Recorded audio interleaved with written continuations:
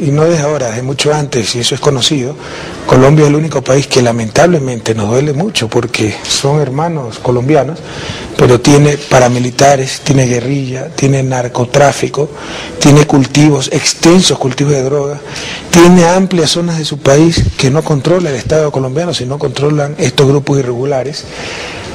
Y por ejemplo Ecuador, vecino de Colombia, no tiene absolutamente nada de eso. En drogas somos los países más exitosos en el control de drogas en América Latina. Sí, prácticamente no existen cultivos de droga en el país, no tenemos guerrillas, paramilitares. Pero no solo eso, el paramilitarismo, el narcotráfico ha infiltrado la política colombiana. Por eso se habla ya de narcopolítica, de parapolítica. Nada de eso existe en nuestro país. Y ese conflicto colombiano tan doloroso que ya lleva cerca de 50 años, se desborda a otras regiones y nos perjudica a todos. Entonces, sí, es claro que Colombia es tal vez el foco de inestabilidad más grande en estos momentos en América Latina. No es que da la sensación, no le quepa la menor duda sobre aquello. Después del bombardeo infame del 1 de marzo, traicionando la confianza en nuestro país, violando nuestra soberanía, no tenían de qué acusarnos, y resulta que ahí es que descubren las computadoras para luego del ataque tener de qué acusarnos de supuestas relaciones con la FARC. Todo eso es una campaña mediática para tratar de desprestigiar al Ecuador. Sabemos con quién nos enfrentamos, con un gobierno militarista, con un presidente, por decirlo menos, con un pasado imperfecto, lo dicen libros, ¿no? Con inmenso respaldo de poderes extrarregionales, de agencias de inteligencia internacional, con una maquinaria propagandística impresionante. Pero nosotros tenemos fe en que la verdad y la justicia triunfará. Ya lo logramos a nivel de América Latina. A nivel de América Latina, Colombia fue contundentemente derrotada en lo político, en lo diplomático y en lo informativo. El gobierno de Uribe está tremendamente desprestigiado, o sea, hemos demostrado sus mentiras, ya nadie le cree.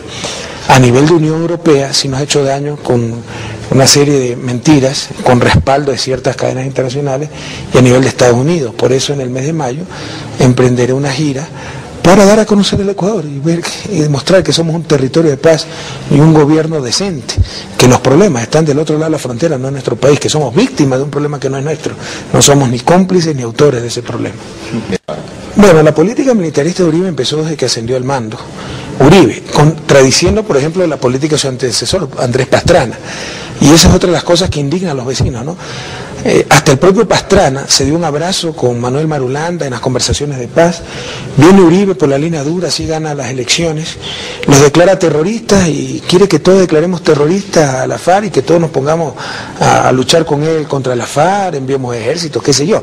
Entonces eso indigna grandemente al resto de América Latina, porque es como un emperadorcito, ¿no? O sea, que sigue los ejemplos de sus patrones, entonces quiere ordenar al resto, y eso indigna realmente a naciones soberanas. En todo caso, es obvio que el poder político de Uribe y su poder económico se basa en esta lucha contra la FARC.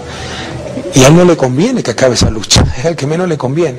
Uribe recibe miles de millones de dólares en ayuda militar al año. Imagínense, el ejército ecuatoriano tendrá 40.000 hombres, el Uribe casi 400.000. Tiene más helicópteros que pilotos, ¿ya? Por toda la ayuda que le da Estados Unidos para supuestamente combatir la guerrilla y el narcotráfico. Pero al que menos le conviene la paz a Uribe, porque combatiendo a la guerrilla da una sensación de seguridad en gran parte del electorado colombiano y de ahí viene su apoyo político. Y en lo económico, todo el dinero que recibe Estados Unidos. Ahora, lo preocupante es que ese conflicto se está desbordando y tal vez quiera desestabilizar a los demás gobiernos de la región. Siempre ha tenido una falta de respeto total Uribe con nuestro país, a tal punto que nunca ha parado las fumigaciones con glifosato, lo tenemos demandado ante la Haya, a tal punto que hay frecuentes violaciones a nuestro espacio aéreo, incursiones, etcétera. Pero hemos sido muy flexibles y comprensivos porque se entiende una persecución en caliente. Otra cosa es el primer bombardeo en la historia de América Latina con bombas inteligentes, que fue lo que ocurrió el 1 de marzo, con 25 muertos y a 2 kilómetros de la frontera en territorio ecuatoriano. Entonces eso es inadmisible, como lo hemos demostrado, como hemos hecho respetar nuestros derechos. En todo caso, aquí cabe una pregunta, querido Gorka. A Reyes lo tenían ya ubicado estos señores. Hay declaraciones contradictorias, ¿eh? Porque reconocieron que habían interceptado su teléfono satelital, pero después decían que era de fuente humana, que sabían dónde estaba Reyes.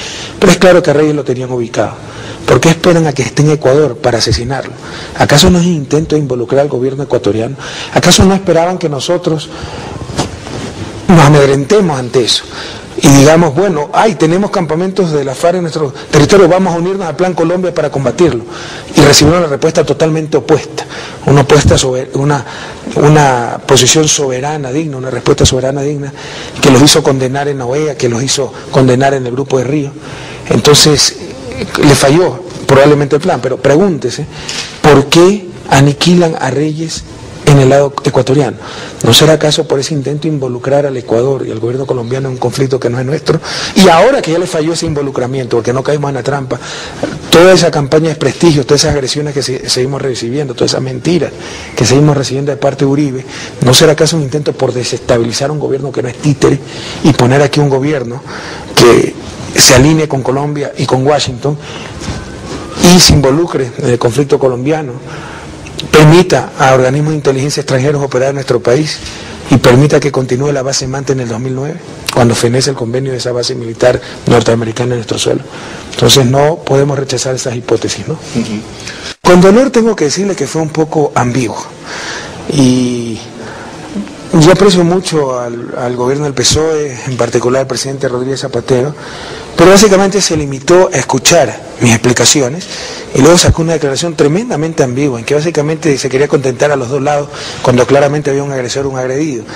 La explicación comprensible que nosotros damos a eso es que estamos a pocos días de la elección presidencial.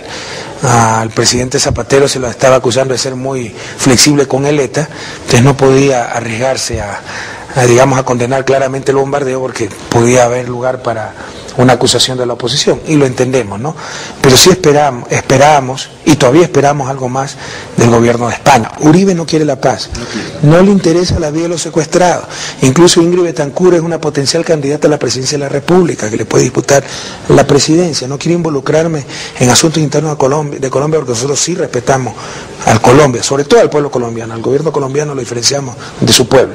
En todo caso, Raúl Reyes era el comandante más proclive a la paz, a buscar una solución pacífica al conflicto y a liberar rehenes. Habíamos tenido ese contacto con conocimiento, me había informado el ministro de Seguridad. Vamos a tener un contacto con la FARC en un tercer país, es falso que sabíamos que estaba en Ecuador, etcétera. Fue en un tercer país neutral, ya, para acordar liberación de rehenes en suelo ecuatoriano.